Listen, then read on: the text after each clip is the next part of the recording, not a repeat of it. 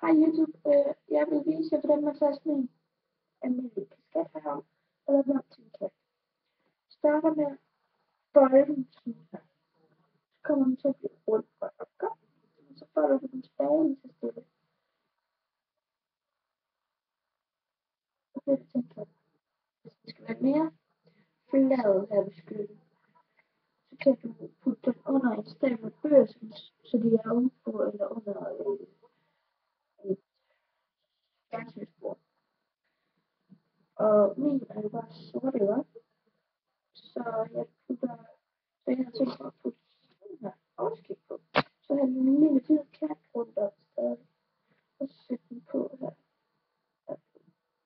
Så den bliver lidt smart. Lidt mere smart end bare den her. Så den så den nok vil passe mere til tingene.